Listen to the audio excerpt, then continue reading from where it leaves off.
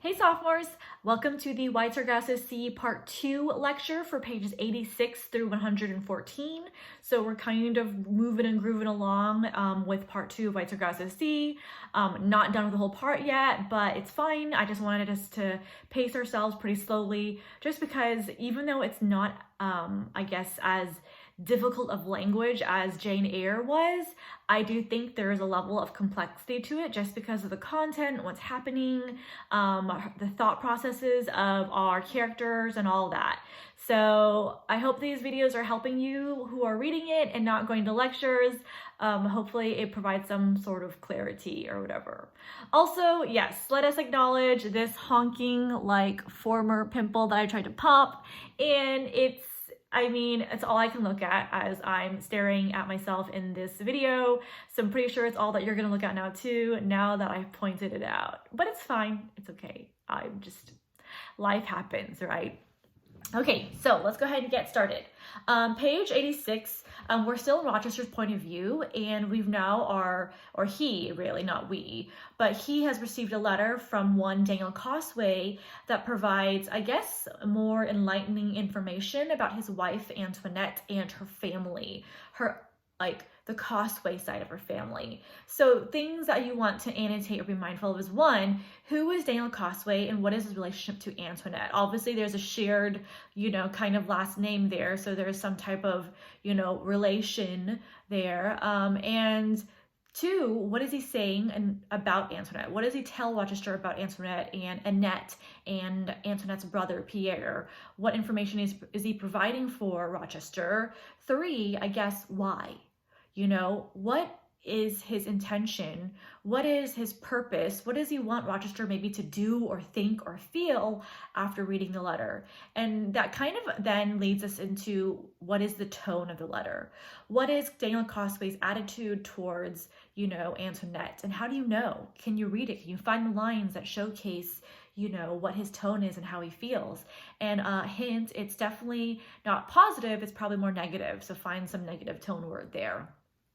And so if you think about that, I guess, then I want you to consider, can we trust Cosway's version more than Antoinette's or Rochester's? The entirety of this novel is really about providing perspective on Antoinette and the events in her life that lead her to become the Bertha Rochester that we see in Jane Eyre. And there's Antoinette's perspective, there's Rochester's perspective, and there's also, in a second, third person point of view, someone else's perspective, Daniel Cosway as well. And so when you think about that idea of perspectives and who can we trust and who can we believe, that's what leads us into unreliable narration. And unreliable narrators are essentially the idea that there's something about the narrator that causes their narration to be unreliable. Maybe that's something due to you have a narration from a 5-year-old child, and a 5-year-old child might not have all the understandings and details that other people would have. Or maybe it's a level of mental instability, as we see in Antoinette, and would that lead into some unreliable narration? Or is it bias? When you hate something or someone so much, does that affect the unreliable narration? And in general, I think almost any narrative that you can find, you can probably pinpoint some type of unreliable narration. And when that happens, I want you to think, okay, our narrator is unreliable, so let's read everything with a grain of salt. Let's acknowledge perspective. Let's acknowledge that there are maybe gaps in the story that we have to fill as educated readers and audience members. So just being mindful of that. And yes, I know there is a big typo under narration. I'm not going to worry about it. I've just, moved past brushing off all the minor details that are issues. So after Rochester reads the letter and learns all of these things about his wife Antoinette, what is his immediate reaction? Like literally the second sentence after he finishes reading the letter, what is his immediate reaction to the letter? And then also a couple of lines after that, what does he do afterwards, aka with the orchid, that kind of almost symbolizes how he feels towards Antoinette at this time? A lot of things are symbolic and parallel, and this one action is definitely not an exception. It's definitely, helps contribute to our understanding of his state of mind and how he feels about Antoinette. So 1993, Rochester has just learned that his wife is mad and she is essentially going to get worse and potentially become violent. And he goes back to Antoinette's room, and what situation does he come across and how does that maybe affect/hurt Antoinette further? As an analogy that I used in today's live lectures, I kind of asked, okay, so it's the first day of school and you've received like a flurry of tests. You've received a flurry of texts from friends or older, juniors or seniors, and they're like, oh my gosh, Mrs. Manuel is so mean. She's terrible. She like hates all our students. She's just like always so angry. And you've never met me before. You've never seen me. But the first day of school, you walk into my classroom and lo and behold, I'm like screaming on the phone at someone. How does that affect you and your understanding and your view of me further, especially having come off of the tail end of reading all of those texts about me? So same concept here, and apply it to Rochester and Antoinette. How does what Rochester finds in Antoinette's room in terms of what happens, how does that hurt her further? And I think 90 through 93, those pages, it's really one of those moments like in movies where it's like everything goes wrong, right? It's like everything culminates and it's all these like little like events that flurry into this big snowball that just doesn't bode very well. And that's what it is for Antoinette. Like, the letter just was sent to her husband, then he comes home and sees her fighting, and then like literally there is a servant, a young servant girl who is literally flirting with her husband in front of her, and then her mother figure, Christophine, is also leaving. Like all these events kind of culminating together to just want to be a big bad thing for her, right? In 93, there's this very, powerful paragraph, I would say, that it's what she tries to share with Rochester in this moment. So let me find it for you. Did you hear what that Did you hear what that girl was singing? Antoinette said. I don't always understand what they say or sing or anything else. It was a song about a white cockroach. That's me. That's what they call all of us who are here before their own people in Africa sold them to the slave traders. And I've heard English women call us white N-words. So between you, I often wonder who I am, and where is my country, and where do I belong, and why was I ever born at all? Will you go now, please? I must dress like Christophine said. And this is a very, I don't know, I mean, maybe it's not, but I think it is an important moment, I think, because it's that moment where Antoinette tries to share with Rochester, to explain everything and to almost like, it's like a cry for help, right? Like, I am the way I am because I don't know who I am, where I come from, where I belong. I'm hated by these people. I'm hated by these people. I don't know where I should be and where I fit in. And I think it's those moments where it's like the character is trying to share something that is an epiphany to someone else, but it's just not being translated the way that it should be, right? It falls short, or she just kind of gives up. It's like, never mind, just go away. Like she tries to share with it, and one, he doesn't seem to be receptive to it, and so she just gives up. Okay, so next, 93-94 is really, I just want you to be mindful of, is Rochester seems to dislike anything that he doesn't understand, right? He puts labels on things that he doesn't know about or doesn't understand or that challenges him. And a big part of that is cultural differences. And that's where a lot of conflict arises, right?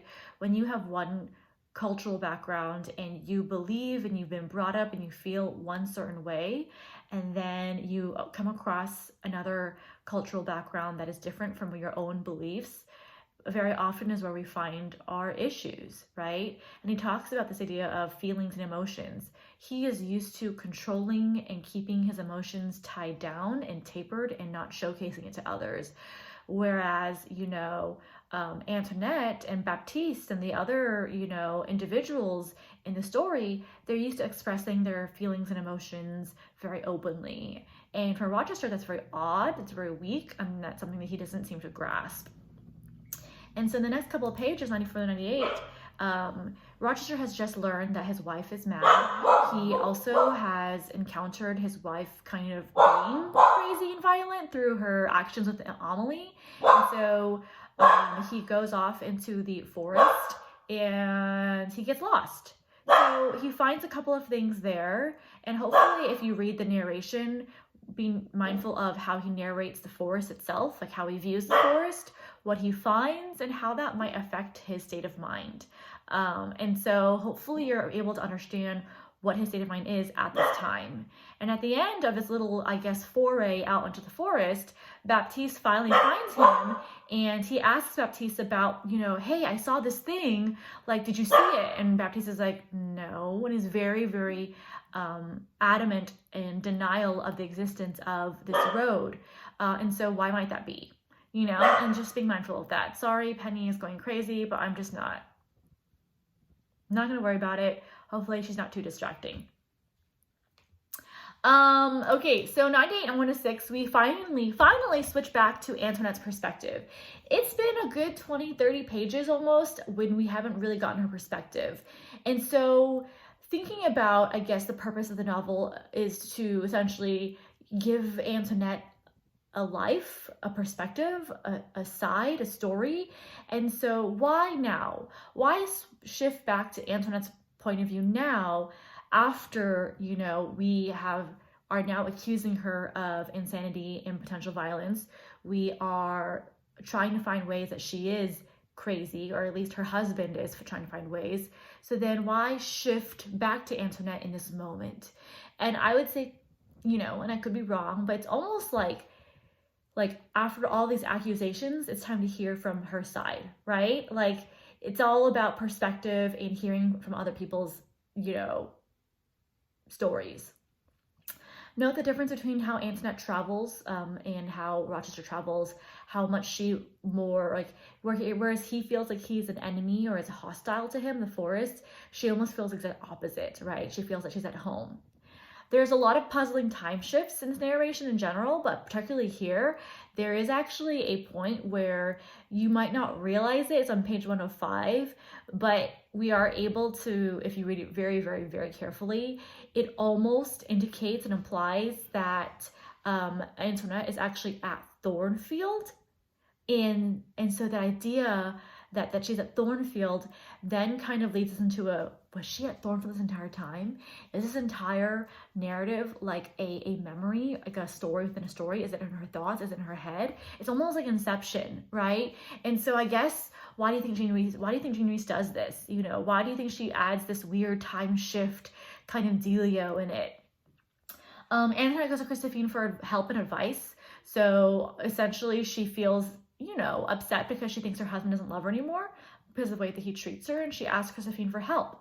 So what was Christophine's advice? What is she? And she's pretty common sense, I would say. Christophine has some pretty wise words throughout the novel. I would highlight some of her, I guess, sayings, because she definitely says things that make sense and are deeper than you would expect.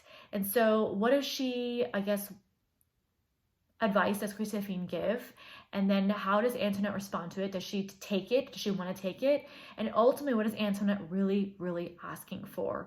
Because it's not for advice. She's not really asking for advice. She wants something else from Christophine. And that has something to do with her role as an obeah. And just, I guess, reread that part again if you were confused. And it's page, I think, 103, maybe? Maybe we'll check. Yeah, 103, 102, 103 is really where she expresses why she came to see Christophine. It wasn't just the advice, it was something specific that she wanted from her. The top of page 103 is important because that's where Antoinette notes and tells Christophine that Rochester has started calling her Bertha. When he passes my door, he says, "Good night, Bertha." He never calls me Antoinette now. He has found out it is my mother's name. I hope you will sleep well, Bertha. It cannot be worse. And so I want you to, I guess, think about the idea of name changing. Because I think we were confused for a long time. It's like, why is her name Antoinette? And where did Bertha come from? Because she's Bertha in the novel. Well, now we have that kind of explanation here.